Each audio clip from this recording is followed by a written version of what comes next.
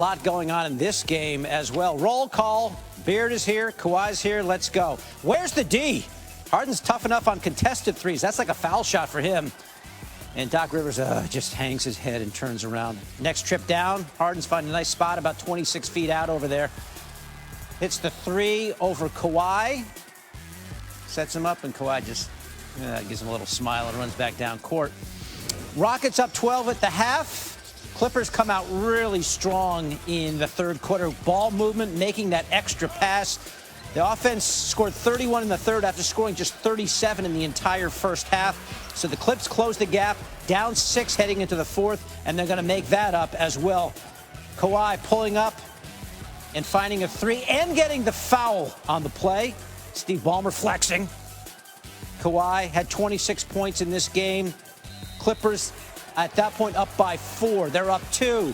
Russell Wilson, who had 4 fouls in the first quarter, but still hanging around with 5.5 to go, hits a big shot right there. Rockets up by 1. Then Harden puts it on the floor. They retake the lead. Then Harden left open from 30. Absolutely. Rockets up by 4. And then watch Patrick Beverley here. Gets called for his 6th foul. Very ticky-tack. Watch this again. Nothing there. Nothing. So Beverley fouls out. He wants a word. Play continues. Harden had 47 in this game. And right after that, Beverley comes off the bench and gets teed up. And then Doc Rivers would get teed up. Felt the refs took away a timeout they shouldn't have when he wasn't allowed to challenge a call. So he's mad later when they don't have any timeouts left. And then his son, Austin, is egging him on. Doc would get tossed. The Rockets win 102-93. Here's 2 generations of Rivers discussing the bizarre finish. I mean, come on. You can't do that. You can't do that in a 4-point game. That could never happen. Could never happen. We didn't deserve to win with the way we were playing right now, offensively or defensively. But mistakes like that cannot happen on this level. That was awful. And the response is to throw me out. I didn't swear. I just said, this is nuts. But when you make a mistake like that, you can't then throw the coach out. Like, you got to own up to your mistakes. We own up to ours. I just told you we didn't play good basketball. I got to do a better job with our offense. I'm owning up to it. They should own up to it as well. I knew it was coming. I could see him. I've seen that look before many times. So once he starts blinking his eyes fast, that's when I know he's about to level up. So I just started telling Tony to get him. And they got him. He's out of here. He also tweeted, Austin Rivers, that Thanksgiving might be weird. Meanwhile, Stephen A. Smith joining us here on Coast to Coast. Austin Rivers calling for AT, and he got it. Doc eventually gets ejected. Let me ask you this. In this back and forth that had been happening all night with Doc, obviously not happy with the way his team was playing, but with the refs as well. Was he wrong in this situation, Stephen A.?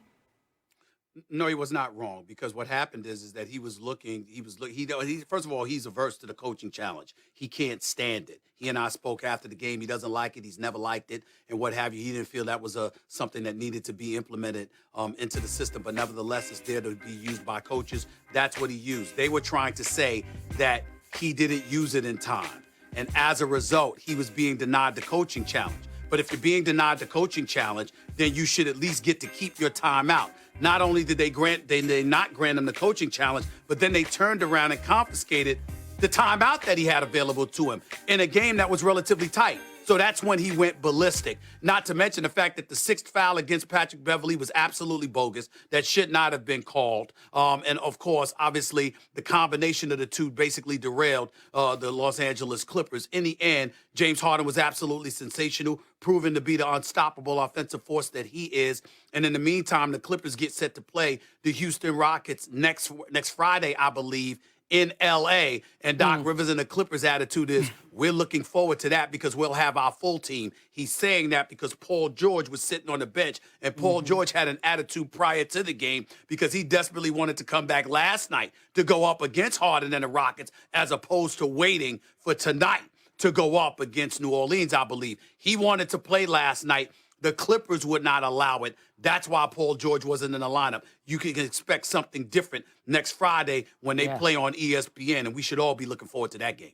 I'm definitely looking forward to that. And you broke down all those storylines to pay attention to. Meanwhile, let's switch gears. On the air, Memphis freshman James Wiseman, the projected #1 pick in the 2020 NBA draft, has been declared ineligible, will not suit up in the immediate future for the Tigers. The announcement just coming out from the school. The NCAA had said that Wiseman was ineligible after receiving improper benefits. Penny Hardaway decided to play him while Memphis and the NCAA battled over his eligibility. The school is applying to have Wiseman reinstated. The guy is averaging nearly 20 points and 11 rebounds a game in his freshman year. Made a splash in his debut with 28 points and 11 rebounds just 9 days ago. Last Friday, he was ruled likely ineligible by the NCAA. Still played that night after getting a temporary restraining order. He played in Memphis's loss to Oregon on Tuesday as well, and then today dropped his lawsuit against the NCAA. Carrie? All right, David, thank you for all that and the timeline. Joined now by our college basketball analyst, Jay Billis. Jay, you've spoken with Wiseman's attorney since the decision was made. How did we arrive at this point today?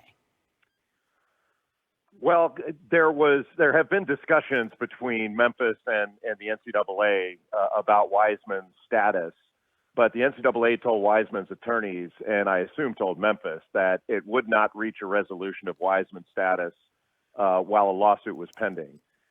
So Wiseman decided to withdraw the lawsuit, and there could be a couple of reasons for that. One, it could be that the lawsuit was withdrawn just so that they could begin the process of doing this, and the NCAA could very well have threatened that they would open up a separate infractions case on Memphis for playing an ineligible player. It could also be that the two parties, Memphis and the NCAA, had reached a wink and a nod agreement as to how this would shake out if they were to withdraw the lawsuit, declare him ineligible, and then seek reinstatement. Because that way the NCAA could say, we told you he was ineligible. Now you agree, so now we can work on the process. So it's a lot of saber rattling. But the ball is back now in the NCAA's court, where they get to do it essentially their way, whether they have a wink and a nod agreement as to how it's going to work out ultimately or not. All right, let's stay with that, the wink and nod agreement, perhaps, because the next question I was going to ask you was, what does this mean for his future as well as for Memphis's season? Well, it depends on when he can play.